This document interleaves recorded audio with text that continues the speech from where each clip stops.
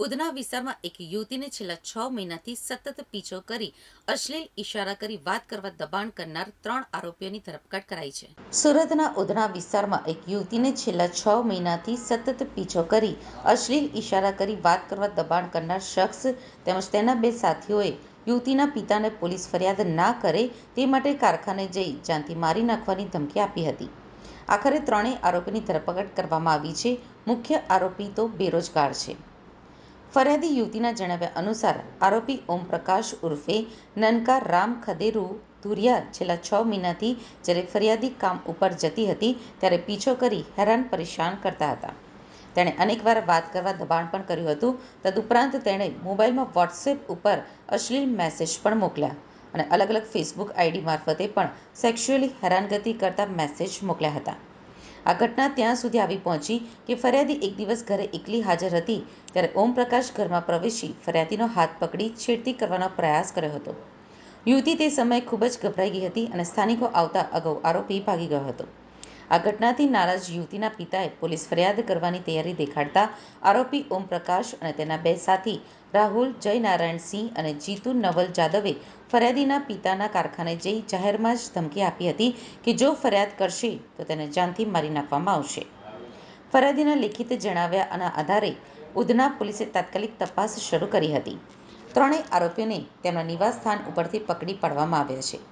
પોલીસે જણાવ્યું છે કે આ ત્રણેય આરોપીઓએ અગાઉથી જ મળીને સંપૂર્ણ પ્લાનિંગ સાથે ફરિયાદીને તંગ કરવા અને તેની આસપાસના વાતાવરણમાં ભય ફેલાવવાનો પ્રયાસ કર્યો હતો। ઉધના પોલીસ મથકે ત્રણેય શખ્સો સામે છેડછાડ, ધમકી, મેસેજથી અશ્લીલતા ફેલાવવી જેવી ગંભીર કલમો હેઠળ ગુનો દાખલ કર્યો છે। હાલ પોલીસે ત્રણેય આરોપીઓને કોર્ટમાં રજૂ કરી રિમાન્ડ મેળવવાની તજવીજ હાથ ધરી છે। પોલીસે વધુમાં જણાવ્યું છે કે આરોપીઓ પાસેથી મોબાઈલ સહિતના ડિજિટલ પુરાવાઓ પણ કબજે લેવામાં આવ્યા છે અને વધુ તપાસ ચાલી રહી છે।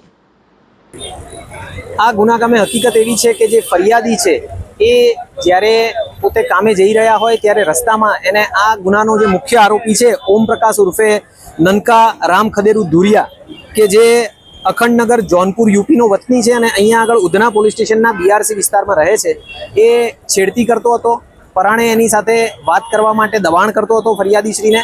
આ ઉપરાંત એમનો વોટ્સઅપ નંબર મેળવી અને વોટ્સઅપ ઉપર ગમે તેવા મેસેજ કરી વાત કરવા માટે દબાણ કરતો અને ફેસબુકમાં અલગ અલગ આઈડી બનાવી અને એમની છેડતી કરતો હતો અને એની હિંમત વધી જતા અને ફરિયાદીએ કાંઈ ન કરતા એ એમના ઘરે પહોંચી ગયો અને હાથ પકડીને પણ છેડતીનો પ્રયાસ કરેલો હતો।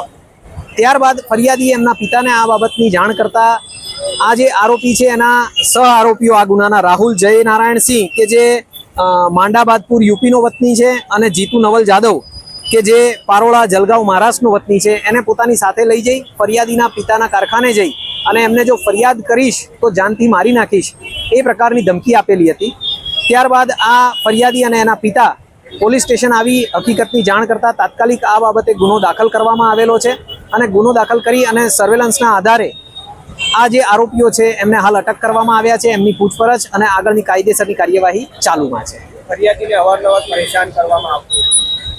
મેં કીધું એ પ્રમાણે કે ફરિયાદી જ્યારે પણ કામ ઉપર જાય ત્યારે રસ્તામાં એને અટકાવીને પરાણે એની સાથે વાત કરવા માટે દબાણ કરવામાં આવતું હતું। એનો વોટ્સઅપ નંબર મેળવી અને વોટ્સઅપમાં ગમે તેવા મેસેજ કરવામાં આવતા હતા।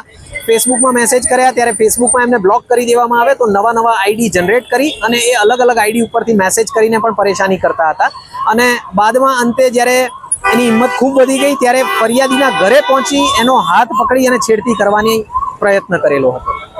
આમ ફરિયાદીની ખૂબ હેરાનગતિ થઈ રહેલી હતી જેથી એ લોકોએ અંતે પોલીસ સ્ટેશનમાં આવી અને ફરિયાદ આપી।